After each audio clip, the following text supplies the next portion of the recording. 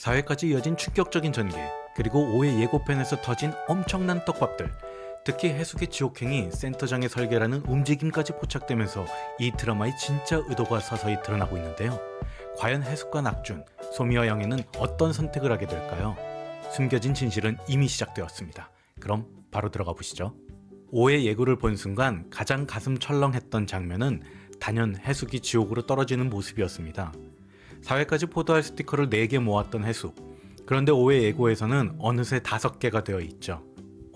설마 했는데 역시나 해숙은 결국 천국이 아닌 지옥으로 끌려가게 됩니다.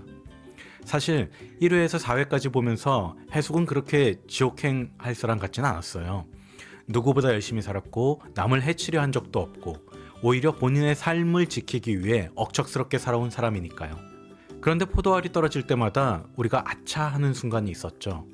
별것 아닌 것 같은 말, 별거 아닌 것 같은 행동들이 천국의 기준에서는 꽤 심각한 문제였던 거예요. 특히 5회 예고에서 나온 대사, 본인도 의아해했어요. 과연 본인이 천국 거주 자격이 있는지. 이 한마디가 정말 강력합니다. 이 대사는 우리에게 천국의 룰을 다시 한번 생각하게 만듭니다. 천국이란 단순히 착한 사람만 오는 곳이 아니라 죽은 이후에도 자신의 삶을 스스로 돌아보고 후회와 잘못을 인정하고 진심으로 자신의 존재를 받아들인 사람만이 머물 수 있는 곳이라는 설정. 결국 해숙은 열심히 살았다는 자부심은 있었지만 그 과정에서 생긴 상처와 후회를 아직 받아들이지 못한 사람이었던 겁니다. 이를테면 자신의 감정으로 상처를 입힌 사람들, 세상을 향해 가졌던 원망, 그리고 삶에 대한 서러움 같은 것들, 이 모든 걸 스스로 직면하고 용서하고 풀어내야만 진짜 천국에 남을 수 있었던 거죠. 하지만 해숙은 아직 삶의 미련과 분노, 슬픔을 내려놓지 못했습니다. 포도알이 하나둘 떨어질 때마다 터져나오는 그녀의 감정들은 사실상 나 아직 치유되지 않았다는 신호였던 거예요. 특히 해숙은 소미를 향한 질투, 낙준에 대한 서운함, 나는 이렇게 늙어버렸는데 왜 너는 젊은 모습이냐는 억울함, 죽어서까지 지켜야 하는 체면과 자존심, 이런 복잡한 감정들을 풀지 못한 채 쌓아두고 있었습니다. 이런 복잡한 심리가 천국의 규칙과 충돌하면서 결국 해숙은 천국에서 경고를 받게 되고 그 경고가 쌓이고 쌓여 지옥행이라는 결과로 이어진 거죠. 그런데 여기서 흥미로운 점, 단순히 너 잘못했으니 지옥 가, 이게 아닙니다. 5회 예고를 보면 센터장 또는 어떤 관리자가 해숙을 향해 과연 본인이 천국 거주 자격이 있는지 돌아봐야 했다라고 말합니다. 그리고 지옥의 문지기, 이 지옥의 문지기가 낙준에게 말하죠. 지금부터 벌어지는 모든 일은 고낙준 씨 책임입니다. 이건 아주 중요한 단서입니다. 해숙이 지옥에 가게 된 건 처벌이 아니라 자신을 돌아보고 치유하고 다시 선택할 수 있는 기회를 주려는 것일 수도 있습니다. 여기서 생각해 볼 부분이 있죠. 해숙의 마지막 OT 때 천국지원센터장이 기억의 방과 치유의 방을 보여주고 나서 했던 말입니다. 개개인마다 맞춤형 치유를 해준다. 그래도 안 되면 생활 습관으로 치유한다. 지옥은 단순한 고통의 장소가 아닐지도 모릅니다. 해숙이 겪게 될 지옥은 과거의 후회와 아픔, 감정의 응어리를 마주하는 공간일 가능성이 크죠. 진짜 지옥은 불구덩이나 고문이 있는 것이 아니라 내가 저지른 상처와 내가 외면했던 진실들을 눈앞에서 본 것, 그걸 견뎌내는 시간일지도 모릅니다. 그리고 그 과정을 통해 해숙은 진정한 치유를 얻고 다시 천국으로 돌아올 수 있는 두 번째 기회를 얻을지도 모릅니다. 결국 천국보다 아름다우니 말하고 싶은 것은 완벽한 사람이 천국에 가는 게 아니라 자신의 불완전함을 인정하고 사랑할 수 있는 사람이 천국에 남는다는 것 같아요. 그렇다면 5회에서는 해숙이 지옥에서 어떤 과거를 마주하게 될지, 그걸 어떻게 받아들일지, 그리고 낙준은 과연 해숙을 구하러 갈 수 있을지, 구해서 나올 수 있을지, 이 모든 것이 아주 뜨겁게 전개될 것으로 보입니다. 그리고 하나 더, 해숙이 포도알 6개를 모두 채워서 지옥에 가긴 했지만 지옥이 정말 끝장나는 처벌의 공간만은 아닐 거라는 거. 어쩌면 진짜 천국에 가기 위해 꼭 거쳐야만 하는 성장의 공간일 수도 있습니다. 5회는 아마도 진짜 천국보다 아름다운 이야기가 시작되는 순간이 될 것 같아요. 5회 예고편에서 또 하나 눈을 못 떼게 했던 포인트는 바로 낙준이 지옥으로 향하게 된다는 거였습니다. 해숙이 지옥으로 끌려가자 찾으면 이곳에서 데리고 나가겠습니다 이 단호하고 진심 어린 다짐을 남기고 낙준이 해숙을 구하러 지옥으로 따라가는 거죠. 그런데 여기서 중요한 대사가 하나 등장했죠. 지금부터 벌어지는 모든 일은 고낙준 씨 책임입니다. 이게 의미하는 건 뭘까요? 우리가 지금까지 본 천국은 서툴고 불완전해도 결국 성장하고 치유할 수 있는 공간이었어요. 하지만 지옥은 다릅니다. 지옥에서는 한 발자국 잘못 디디면 미안해요, 한마디로 넘어갈 수 없는 결과를 맞이할 수도 있죠. 그러니까 지옥은 본인의 행동 하나하나가 곧 운명을 결정짓는 곳입니다. 그런 의미에서 지옥 문지기로 추정되는 인물이 낙준에게 지금부터 벌어지는 모든 일은 고낙준 씨 책임이라고 단단히 선을 긋는 것입니다. 우린 도와줄 생각이 없어. 모든 결과는 너 스스로 감당해야 해. 이런 뜻이겠죠. 천국에서는 어느 정도 케어가 있었지만 지옥에서는 오롯이 낙준 혼자 싸워야 하는 무대가 펼쳐지는 겁니다. 그렇다면 낙준은 왜 이런 위험을 무릅쓰고 지옥에 가려고 하는 걸까요? 이건 단순한 의무감이나 책임감 때문이 아니에요. 사랑입니다. 해숙은 단순히 살아야 할 사람이 아니라 낙준이 평생을 함께하며 아껴왔던 소중한 인연이었죠. 비록 서로 티격태격하고 해숙이 종종 투덜거리고 낙준이 어설퍼 보이기도 했지만 그들 사이에는 세월을 초월한 깊은 사랑과 동지애가 있었습니다. 그래서 낙준은 천국에 머물라는 선택지도 있었지만 지옥에 떨어진 해숙을 찾아가겠다고 결심한 겁니다. 천국에서도 지옥에서도 내가 지켜야 할 사람은 너야. 그 신념 하나로 움직이는 거죠. 어찌 보면 이건 천국보다 아름다운 사랑의 진짜 실현입니다. 여기서 중요한 질문이 하나 더 생깁니다. 그렇다면 낙준이 들어가는 지옥은 어떤 곳일까요? 기존 클리셰처럼 단순히 불타오르는 형벌의 공간일까요? 아니면 천국보다 아름다움만의 특별한 설정이 있을까요? 아마도 이 드라마에서의 지옥은 단순히 고통만 주는 곳은 아닐 것 같습니다.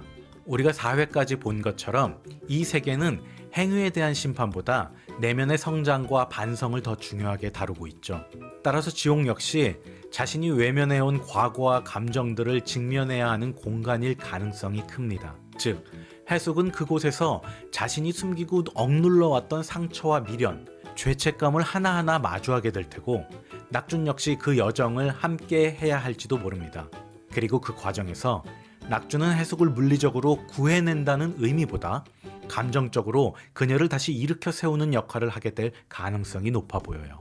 하지만 그렇게 낭만적으로만 볼 수는 없습니다. 앞으로 펼쳐질 5회에서는 지옥이라는 냉혹한 룰 속에서 낙준이 큰 시험을 맞이할 거예요. 첫째, 해숙을 만나더라도 그녀를 바로 데리고 나올 수 없는 가능성. 해숙은 스스로 과거를 직면하고 깨달아야만 지옥에서 나올 수 있을지 모릅니다. 둘째, 낙준 자신도 흔들릴 수 있다. 지옥은 약점을 파고드는 공간입니다.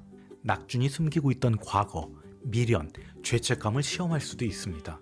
그렇기 때문에 지옥 문지기가 책임은 고낙준 씨가 져야 한다고 못을 박은 거죠. 어떤 선택을 하든 어떤 결과를 맞든 낙준은 스스로 책임져야 합니다. 천국보다 아름다운이 던지는 질문은 단순합니다. 사랑은 끝까지 구원의 힘이 될 수 있을까? 이제 낙준은 해숙을 구하러, 그리고 어쩌면 자기 자신을 구하러 지옥으로 갑니다. 거기서 그가 보여줄 선택들, 해숙을 향한 다정함과 끈질긴 믿음이 과연 두 사람 모두를 다시 천국으로 이끌 수 있을지 5회에서는 이 절박하고도 아름다운 싸움이 본격적으로 시작될 겁니다. 5회 예고편에서 또 하나 우리가 지금까지 궁금해하던 미스터리 하나가 명확하게 드러납니다. 바로 소미는 영애가 아니라는 것이죠. 사실 4회 마지막에서도 어느 정도 감이 왔어요. 해숙이 소미를 꼭 껴안으며 우리 영애야 라고 다정하게 부르는 바로 그 순간 진짜 영애는 지옥을 향해 걸어가고 있었죠. 이 장면은 단순한 반전 이상의 의미를 갖고 있습니다. 먼저 소미가 영애가 아니라는 사실은 스토리 구조상 굉장히 중요한 전환점입니다. 해숙은 소미를 통해 잃어버린 딸 같은 존재를 되찾았다고 생각했지만 그건 사실 해숙 본인의 간절함과 외로움이 만들어낸 착각이었던 거죠. 소미가 보여줬던 익숙한 행동들, 무의식 중에 닮은 듯한 버릇들, 그리고 기억이 없는 상태에서 보이는 순수함, 이 모든 것들은 해숙에게 영애를 떠올리게 했지만 진짜 영애는 이미 지옥에 있었습니다. 어쩌면 해숙은 자신의 죄책감과 상처를 치유하기 위해 소미라는 존재를 통해 영애를 환영처럼 재구성하고 있었던 걸지도 모릅니다. 그렇다면 소미의 정체는 무엇일까요? 지금까지 나온 단서들을 종합해보면 소미는 단순한 인간이 아닐 가능성이 높아 보입니다. 천국에 올 때 옷을 갈아입지 않았고 항상 같은 옷을 입고 있으며 머리 위에는 유독 먹구름처럼 어두운 기운이 드리워져 있었죠. 천국은 기본적으로 완전한 죽음을 받아들인 존재들이 오는 곳입니다. 그런데 소미는 뭔가 다릅니다. 소미는 죽음과 삶, 그 사이에 걸쳐있는 존재일 가능성이 크죠. 어쩌면 그녀는 영예에 죽지 못한 일부 기억, 혹은 미련이나 죄책감, 아니면 영혼의 파편 같은 형태로 존재하는 걸지도 모릅니다. 소미는 완성되지 않은 존재라는 거죠. 그리고 또 하나, 단순히 소미가 영예랑 관계없다로 끝나지 않을 수도 있습니다. 몇 가지 힌트를 더 떠올리면 영예는 자살로 죽음을 맞이했을 가능성이 크고 자살은 이 세계관 안에서 죄로 간주되는 듯합니다. 하지만 천국은 단순히 착한 사람만 오는 곳이 아니라 자신을 온전히 돌아보고 받아들일 수 있는 사람만 머무를 수 있는 곳이죠. 그렇다면 소미는 영예가 남긴 미련이나 죄책감이 천국 시스템에 일종의 오류를 일으킨 결과물일 수도 있어요. 마치 시스템이 아직 끝나지 않은 감정을 다루기 위해 소미라는 존재를 만들어낸 것처럼 말이죠. 그렇다면 해숙이 소미를 통해 영예를 떠올리고 소미를 받아들이는 과정은 결국 해숙 자신의 죄책감과 과거를 극복하는 여정이 되는 것입니다. 사회의 마지막 부분과 오의 예고를 다시 보면 진짜 영예는 지옥으로 가고 있었죠. 왜? 예고에서는 명확히 말하지 않았지만 암시적으로 자살이 이유로 보여집니다. 아까 말씀드린 것처럼 이 드라마의 세계관에서는 살인은 자신에게조차 허용되지 않는다는 뉘앙스를 주고 있습니다. 타인의 생명을 끊는 것뿐만 아니라 자신의 생명을 포기하는 것 역시 죄로 간주되는 세계관. 그래서 영예는 삶을 포기한 대가로 지옥에 가게 된 것으로 보입니다. 이제 해숙은 진짜 영예가 지옥에 있다는 사실을 알게 될 것입니다. 그리고 이때 해숙이 직면할 진실은 상상 이상으로 잔인할 수 있습니다. 자기가 그렇게 애타게 기다렸던 영예는 이미 지옥에 있고 자신이 지금까지 품어온 소미는 전혀 다른 존재였다는 것. 하지만 이 깨달음이야말로 해숙이 진짜로 성장할 수 있는 계기입니다. 소미라는 존재를 통해 해숙은 잃어버린 사람을 대신하려는 게 아니라 진짜 자신을 마주해야 하는 것을 배우게 됩니다. 그리고 그 과정이야말로 해숙이 천국에서 진짜 천국을 얻기 위한 마지막 시험이 될 거예요. 정리하면 5회에서는 아마 이런 흐름이 예상됩니다. 해숙은 진짜 영예가 지옥에 있음을 알고 충격을 받는다. 소미의 정체에 대해 더 깊은 의문을 품게 된다. 낙준은 해숙을 구하기 위해 지옥으로 향한다. 소미는 해숙과 낙준 모두에게 큰 시험을 주는 존재로 남게 된다. 소미는 단순한 가짜 영예가 아니라 해숙이 자신의 과거를 직면하고 극복해야만 하는 상징적인 존재가 되는 셈입니다. 그래서 소미는 누구일까? 아직 완벽한 답은 나오지 않았지만 우리는 이렇게 예측할 수 있습니다. 소미는 영예의 대체품이 아니라 해숙이 과거를 치유하기 위해 만난 또 다른 기적과 같은 존재라고요. 그래서 이 드라마가 정말 하고 싶은 이야기는 결국 이렇게 한 문장으로 요약할 수 있을 것 같습니다. 누군가를 대신하는 것은 절대 구원받을 수 없다. 오직 진짜 자신과 마주하는 용기만이 구원의 시작이다. 천국보다 아름다운을 보고 있으면 볼수록 느끼는 거지만 이 드라마는 단순한 사후세계 환타지가 아니에요.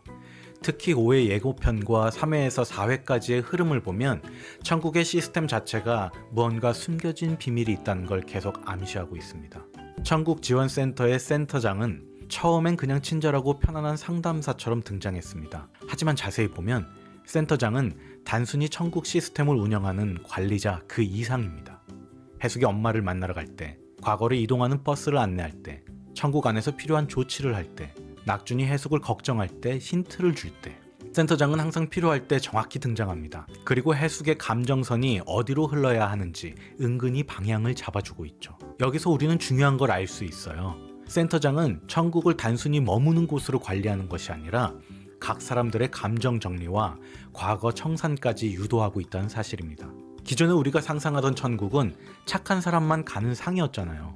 근데 천국보다 아름다운에서 그려지는 천국은 조금 다릅니다. 잘 살았던 사람만 오는 게 아니고 삶을 돌아보고 스스로를 받아들이고 과거의 후회와 죄책감을 극복할 수 있는 기회를 얻는 곳이라고 말합니다.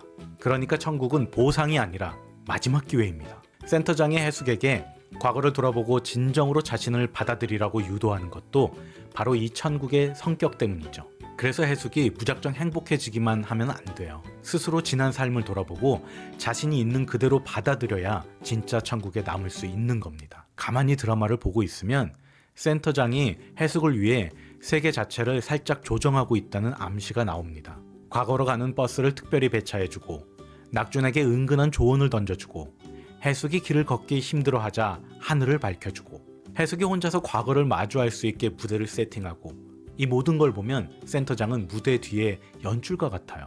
필요한 조명, 하늘을 밝히는 장치죠. 필요한 세트, 1950년대 거리를 재현했고요. 필요한 조력자인 엄마가 등장합니다.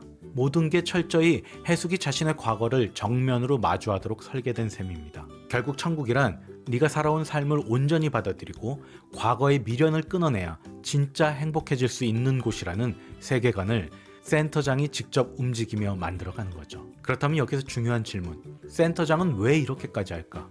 단순히 시스템 유지 때문? 아니죠. 센터장의 진짜 목적은 해숙 개인의 구원입니다. 네가 네 삶을 인정하고 사랑할 때까지 기다리겠다는 겁니다. 해숙이 가난했던 과거, 이기적이었던 부모, 사랑했던 남편, 상처로 남은 딸 영애, 이 모든 걸 스스로 직면하고 이해하고 용서해야 비로소 천국에 머물 수 있습니다.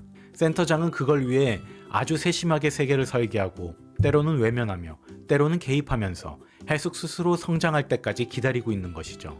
또 하나 재밌는 건 이 천국 시스템 자체가 완벽하고 딱딱한 기계적 질서가 아니라는 점입니다. 시스템에 이탈자가 생기기도 하고 인간처럼 느긋하고 유연한 대응이 있고 때로는 감정적인 선택도 허용하죠. 낙준이 소미를 구한 것처럼 말이죠. 천국은 룰만 지키는 곳이 아니라 감정과 인간의 복잡함까지 포용하는 세계라는 겁니다. 그래서 센터장도 낙준의 규칙 위반을 처음부터 강하게 처벌하지 않았던 거예요. 오히려 조용히 관찰하면서 그걸 통해 어떤 감정이 피어오를지를 지켜보고 있었던 것 같습니다. 이제 해숙은 지옥에 끌려가게 됩니다. 그리고 낙준은 지옥까지 가서 해숙을 구하려고 합니다. 이 과정에서도 센터장은 직접 개입하지 않고 지옥 문지기를 통해 지금부터 벌어지는 모든 일은 고낙준 씨의 책임이라고 선언하죠. 센터장은 선택과 결과를 해숙과 낙준에게 맡긴 것입니다. 이제부터는 해숙이 지옥에서 어떤 깨달음을 얻을지, 낙준이 어떤 대가를 치르고 해숙을 구할지, 소미와 영의 진짜 의미가 무엇일지, 이 모든 것이 진짜 시험처럼 펼쳐질 것입니다. 마지막으로 조심스럽게 하나 더 예측해 볼게요. 센터장은 단순한 지원센터 직원일까요? 아니면 천국 시스템 자체를 운영하는 신에 가까운 존재일 수도 있을까요? 모든 상황을 통제하고 감정을 알고 인간성을 존중하면서 끝까지 자유의지를 침해하지 않는 존재. 지금까지 나온 걸 보면 센터장은 거의 신과 같은 포지션을 가진 인물로 느껴집니다. 물론 이건 공식적으로 드러난 건 아니지만 천국보다 아름다우니 정말 그리고 싶은 천국의 모습은 룰로 가득 찬 기계적인 세계가 아니라 인간적인 실수와 성장까지 포용하는 따뜻한 천국이 아닐까요? 4회까지는 천국에 적응하는 과정이었다면 5회부터는 이 드라마의 진짜 핵심 주제, 죽음 이후에도 인간은 변화할 수 있는가를 본격적으로 다루기 시작할 겁니다. 지옥은 단순한 형벌의 장소가 아니라 자신의 죄책감과 후회를 마주보게 하는 마음의 감옥으로 그려질 가능성이 높습니다. 그리고 그 과정에서 해숙은 과거에 자신이 했던 행동들, 특히 무심코 상처 줬던 사람들, 혹은 본인 스스로 외면했던 고통들을 다시 마주하게 될 것입니다. 그리고 낙준 역시 해숙을 구하는 과정에서 본인이 과거에 품었던 후회, 죄책감, 그리고 해숙에 대한 사랑을 다시 확인하게 되겠죠. 천국보다 아름다운은 단순히 죽음 이후를 그리는 드라마가 아닙니다. 죽음 이후에도 인간은 계속해서 성장하고 후회하고 용서하고 사랑할 수 있다는 걸 보여주려는 이야기인 거죠. 지금까지 천국보다 아름다운 5회 예고를 바탕으로 다음 회의 전개를 미리 분석해봤습니다. 여러분은 어떤 뇌피셜을 갖고 계신가요? 댓글로 여러분의 의견도 자유롭게 남겨주세요. 구독과 좋아요는 힘이 됩니다. 그리고 다음에 꼭 만나요.